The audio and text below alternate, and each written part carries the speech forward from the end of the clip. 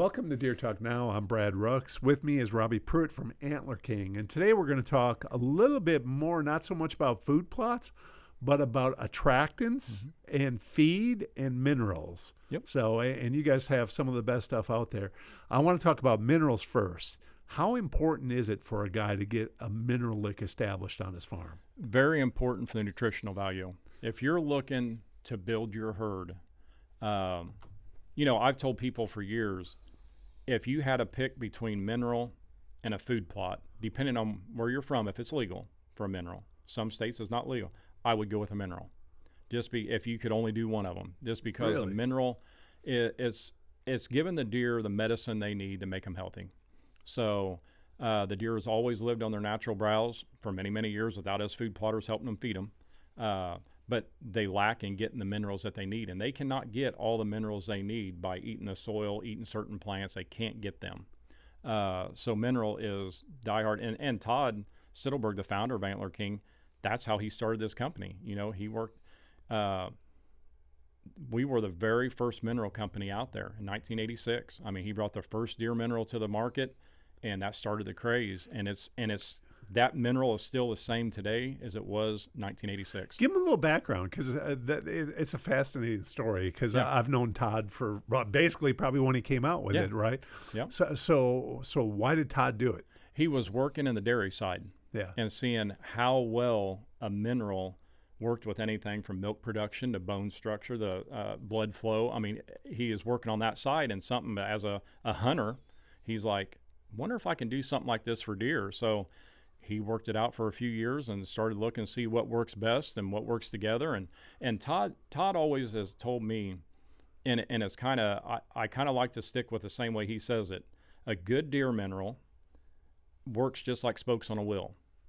They all got to work together. If you take one spoke off, it throws it into a wobble, and they don't work as well. So you always want to make sure that all them minerals are in the right percentages and working together. If not, they won't work like they should. So having the right stuff in there, like I told you just a second ago, when he started that in 1986, that mineral in that bag, all the minerals, there's 24 different trace minerals and vitamins, has not changed one bit since 1986 to right now. Which is amazing. So I want to get into things, because a lot of guys think they're throwing out a mineral lick and they're just doing nothing but a salt. They're salt. They're getting them candy. Yeah, exactly. Yes. And why is that a bad thing? Well, too much salt is actually bad for a deer. I mean, very bad for a deer.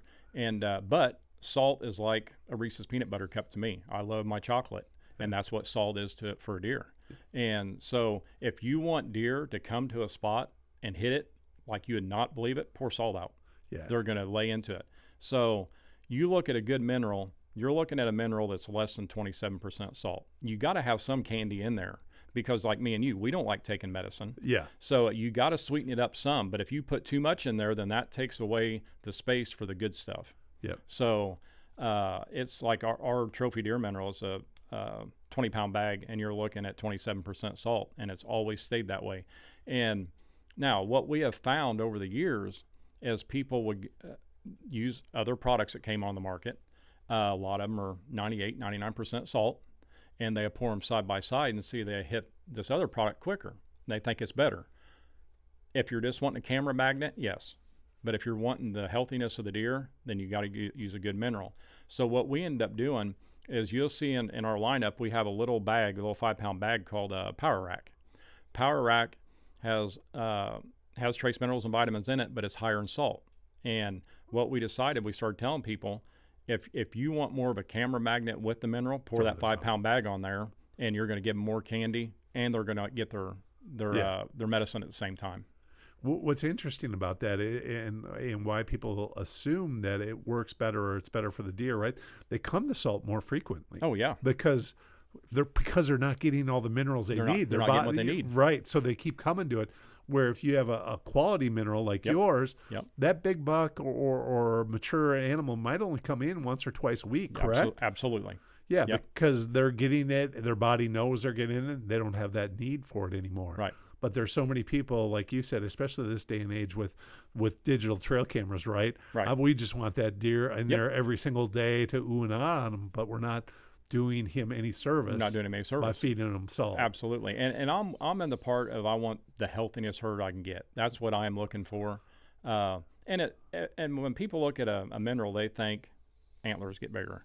But it takes a healthy herd to grow bigger antlers. It takes good blood flow. It helps with you'll look at, I try to tell people, start using a mineral lick, but wait till the next generation to start seeing the difference. You're not going to see it overnight with the deer that's eating it. Yeah. It's going to generations to come, and you'll start seeing bigger fawns and healthier does and bigger. You'll start seeing it generations after. And it makes perfect sense, right? If you look at a lot of your bigger bucks, right, their bodies are huge. Yeah. It's fully mature, and once their skeleton system is fully grown, right, that excess inventory of minerals goes to the horns. Absolutely. So it makes total sense. Yep. Let's talk about establishing a mineral lick. Is there a spot that you like to do it in? I like finding an area. Now, you're talking to an Illinois boy where it's illegal, so we got to watch this. No. I like finding an area that is going to be secure for the deer. I don't want an area next to a food plot. A lot of people put them next to a food plot, next to a feeder. I want them deer to have their own little sanctuary that you're not going in there bugging them. Cell cameras have really helped with this because a lot of people would always want to put a camera on them and go in there every 3 days to see if that big buck showed up, sure. And they just push them deer on. Yeah. It's just like anything else. So find a spot that's secure.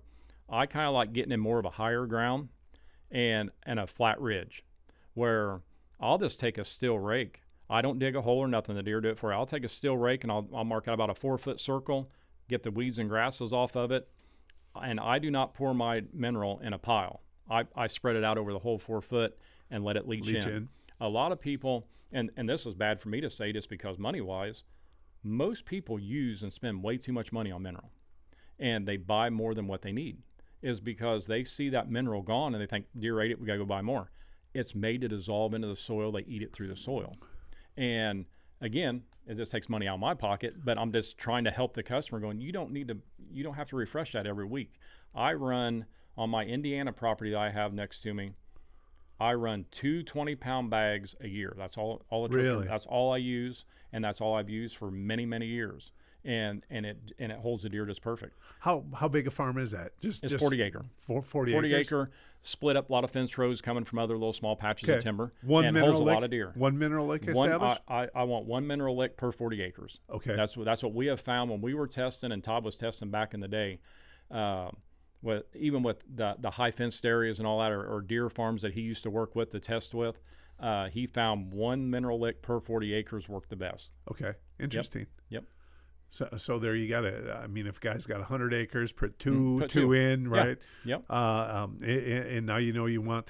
I see some guys putting it on like stumps and other stuff. Do you like that strategy or not? The stump wise, I use it more like what I want to call an attractant mineral. Okay. Something that I'm going to have a camera on to see what deer is hitting it. Because they will. They dissolve in the old rotten stump. They chew the stump up. Yep. I like it in that soil where you can just start building. Because eventually what they're putting in that stump, if you ever look, the whole root system's exposed around it because it's leaching into that dirt. So sure. It's they're both good. But I just like a plain flat ridge up on top of a ridge. And get it to where there's no runoff. Is there any type of soil that's better than another? Well, yay and nay. Your black soil seems to be a lot better. Okay. And the nutritional value that's already in it. Clay soil is a little harder for them just because it's harder to dig through. Yep. It ponds up a lot. It don't leach the water out as quick. Yep. The sandier soil, it bleeds through really, really quick. Yeah. So now what I've noticed, I've had people do, I've watched them do it too, just like on a food plot. They'll get in, and a lot of my buddies that use it in sandier soil, they'll take just like a walk behind tiller. They'll work out a 4 to 6 foot area and just dig deep as they can with that tiller, and then they take straw and put in the bottom of it, put soil back over it, and that'll help retain that moisture and that mineral. Yeah. Interesting. Yep. Never heard of that. Yep. So now minerals are going to help deer. Don't overdo it, right? Yeah, so if it's 2 bags per basically 2 bags a season for 40 acres, it's not a ton of expense. And putting more down, if it makes you feel better to put more down, you're not hurting nothing. Yeah. But you don't have to buy it by the truckload and put it in every week. By the way, I'm laughing because I'm one of those guys when I don't see like anything Right, left on yep. top. Whoops, it's time for more Yep, out there. I know it. Yep. So yeah, and we get a ton of photos off the mineral. So Oh yeah. and ours is like the spots. They've dug into it, good foot, 2 feet. Oh yeah. What's cool about Illinois, even though it's a non-mineral state, you guys have natural mineral licks. We do. That Steve Martella showed me one Yeah. on his farm. I've never seen anything like it. Yeah. I'm just We got a freaking lot of 'em. amazed. Yep. Yeah. We have a lot of them, especially you get more down to the southern or western side. They got even more. Yeah. And that's where Steve's farm is on the western side. Yep. And we walked over to it, and it was a big area. I'm saying like half the size of the studio. Oh yeah. And it was literally nothing grows in it, and it's Yep. the deer have been using it for probably 100 years. Oh, they right? haven't. But we go down southern Illinois in the Cheyenne National Forest. You can just go walking through, and all of a sudden you come to one of them open areas, and they just have it dug out, and it's ate crazy everywhere. Yeah, Yep. hoof prints everywhere. Oh, yeah. Yeah. Yep. It's pretty cool to see. Deer Talk Now is brought to you by Mossberg. Mossberg has been supplying American hunters with quality firearms for over 100 years. Over the years, they've upheld their commitment to innovation by creating a handful of firearms that have shaped the way we hunt today. For more information, visit mossberg.com. Now I want to talk a little bit about attractants and feed, right? Because feed is a big part of business. Oh yeah. In areas that you can feed, give me some strategies for that. Feeding is a great way to supplement. I mean, it can get in your billfold real quick. So what I like telling people, if you're using a good feed, we have our kitchen sink, we have our rack maker, then we have an exclusive with Tractor Supply with the Booner Blend, which is very good. Then we have our deer and elk pellets. You don't have to feed these solely. You can mix them in with corn. So if you got an area that you can buy some corn, straight corn is the worst thing ever to feed a deer. I mean, it's very hard on the digestive system. They can't store it properly. So it's pure carbs. And it's pure carbs, yes. And so if you take a mix like this, we run a lot of times, let's say with our kitchen sink, our newest one, we'll run usually about 80 pounds of kitchen sink to 200 pounds of corn. And what I like doing, if I'm running a feeder, I'll put the corn in the feeder. If it's a gravity fed, I'll put the corn in the feeder and then pour the kitchen sink on top. And when it starts sucking out, it filters through the center and it mixes that together. Interesting. It works very well. Interesting. So you're actually, the deer love corn, even though like the kitchen sink, it does have some corn in it, but the deer love corn, so they're getting their corn and they're getting the goodies there that help them digest it and store it properly. Which is really cool. Which is very, What's in your kitchen sink? More stuff than I can even think. We got everything from millet to oats. We got corn, soybeans, roasted peanuts. Let me start thinking even more here. There's so much stuff in this mix. There's 11 different varieties in this mix. Wow. Yeah. Yeah, I was just telling Robbie, when you do have a spot where you can feed and you put it in there, like the whitetails almost become addicted to it if it's a pure, like they won't leave it alone. They won't leave it alone. They'll eat it until it's gone. They will. Yeah, they'll eat you out of house and home in a hurry. Yeah, exactly. Because it is a preferred, even though it was like, lush green soybeans and behind them, full of protein. Yep. Man, they would just camp out over the top of that feeder and just eat everything that was in there. Absolutely. Yeah. Yeah, though they love it. Now, do you feed year-round if you can, or what would you recommend? If I could, I would. But my Illinois farm, I can't feed at all. The Indiana farm, I can feed on the off-season, so I do on the off-season. Okay. But you got to have it out early. But if I could feed year-round, I would. And to do so, which kind of brings up a good topic, is what to feed. Yeah. So you're looking at an animal that needs all the protein it can get during what I call its growing season, especially let's talk about bucks when they're in velvet. They need all the protein they can get. But as soon as that buck loses that velvet, you got to get rid of that high protein and go straight to energy. A white-tailed deer can only utilize 16% of protein without burning fat off its body. So if you're giving that white-tailed deer too much protein in the winter months, he's actually burning fat off his body while he's trying to fatten up to give you 100% for the next year. So taking, let's just say our cotton candy is what I call a feed attractant.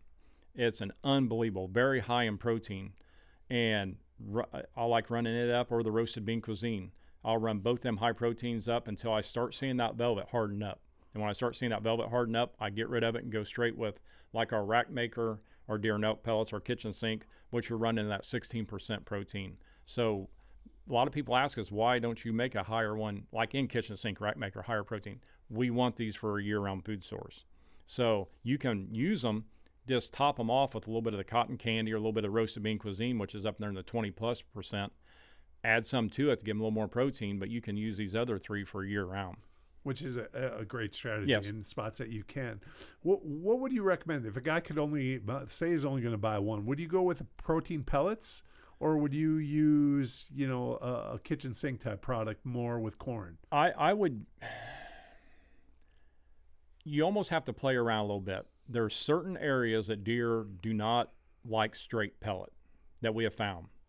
I've never personally seen it. I've had other customers call in. I've had other people that tell me about it, where they've actually had to mix the pellets in with some corn or something for the first couple of weeks, and then just wean the corn off. Then the deer just will not leave the pellets alone.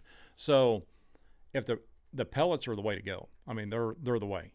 But money wise, if you're wanting to save some money and get almost the same benefit, getting in there with that kitchen sink or the rack maker is going to give you exactly what them pellets are going to do, but more in a granular form. Which is nice. So, right? And the granular form too, and it depends on how they're going to use it.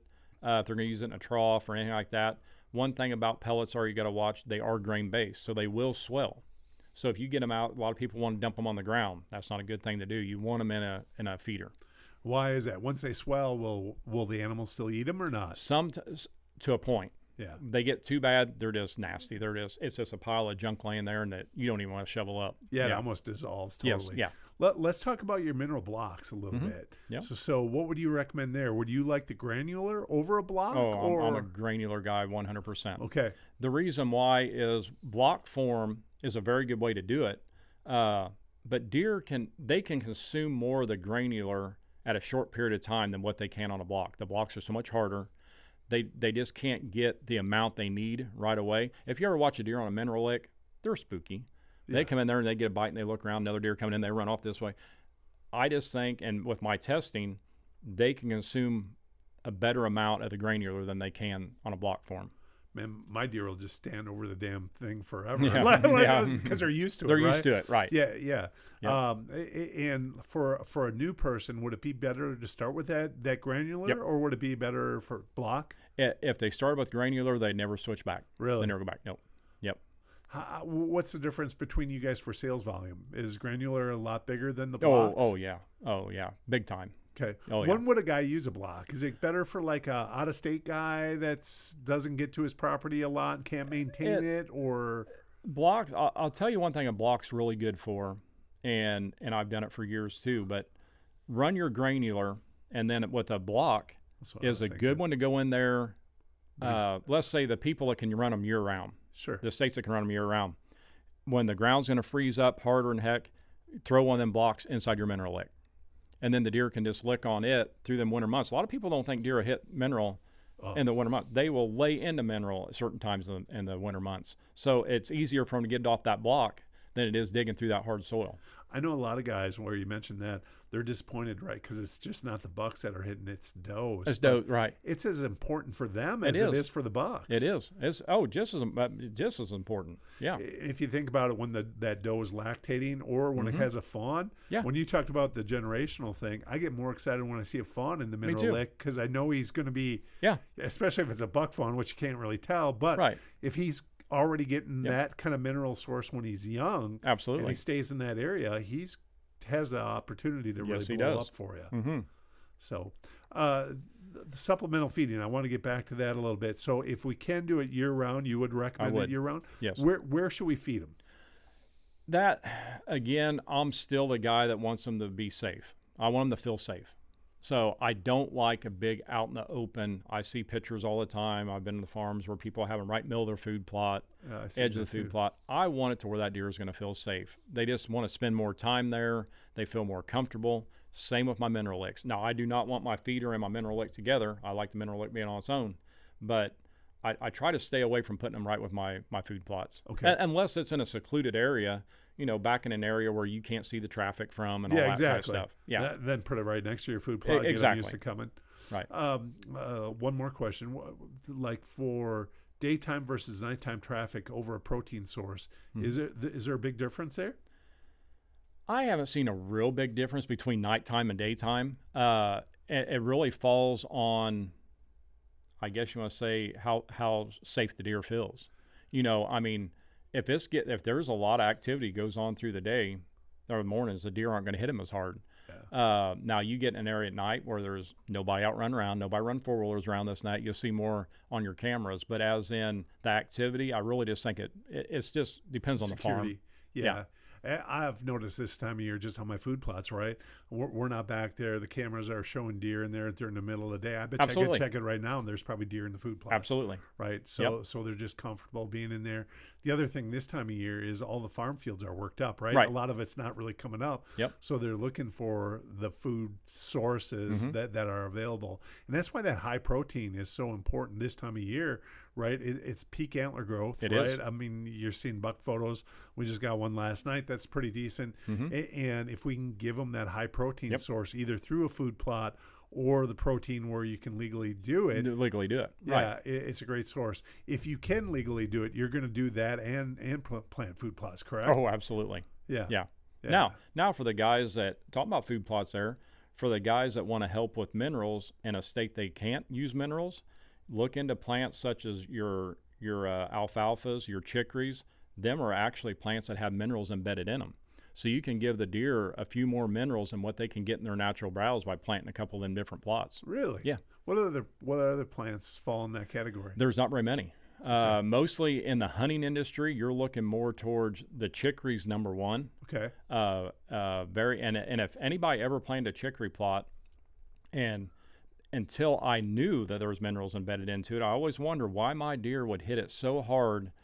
Usually that month of September, and then they lay off, and then November they'd hit it again real hard, to the point where I started, because our chicories and our trophy clover, and I'd watch them go through there and pick that chicory out and not touch the clover, and then the next time they're in there, the next month they're in there eating the clover, not chicory.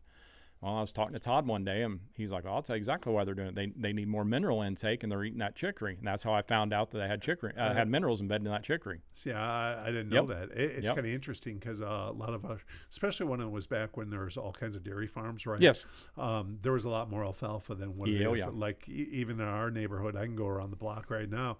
There's not one field of alfalfa. Right. And back in the day when I was a kid, it was everywhere. Everywhere. Yes. I mean, half the fields were alfalfa because that's what they're feeding their cattle throughout the, through the main season. So it's kind of fascinating. Last question on minerals, like in a high area where, and I'm just thinking out in some areas that get a ton of rain, South Carolina, some of those spots, would you want a block in that situation? Just because I'm thinking the rain, it might leach in too far. Well, it's going to depend on your soil. Okay. How far it's going to leach. Now a block will still melt. A mineral block will still melt with rain. It just takes more. Usually what happens is you'll get a hard enough pan, and I know you've seen it in yours, but I mean, you'll get a hard enough pan in that soil where you'll have a pond. Yeah. You'll make your own watering hole, and it'll finally slowly leach out. Yep. So I have no issue with high moisture areas. I mean, now if I was in a real sandy area, bad sandy, sugar type sand like we see down in Georgia and stuff, you can't hardly keep nothing in. Yeah. I mean, just go to China. But most areas you don't really have to worry about it. The biggest thing you got to worry about is the water runoff. If you're in an area where you're going to start getting areas where it's going to flood and it's going to flood your hole out, especially after I get a hole established, it don't really bother me. But if it's just freshly getting going, it wants to run over somewhere. So that's why I like a flat ridge or maybe a little dip on a flat ridge to kind of keep it in that area. To hold it in and really get it established, which makes 100%. The one takeaway that I took from this was if you could do one thing, food plots or minerals, you said minerals, which surprised me, I would. But it makes total sense. Absolutely. Like in our area, especially with all the egg, they're getting a lot of high protein food sources. Exactly right. Or they're getting their carbs from the corn, you know what I mean? And then the browse, right? So if we can keep them healthy, but a good strategy is if you can do both, right? If you can do both is the best. Yeah. Best to be the both world. Yep. There you have it. I'm Brad Rooks. This is Robbie from Antler King. Check us out next week for another great show. A little bit shorter, 23 minutes. I couldn't think of what else we could say on that. The Deer Talk Now podcast is brought to you by Mossberg, Wildlife Research Center, Traditions Firearms, Outdoor Edge Knives, Hoyt Archery, and 10 Point Crossbow.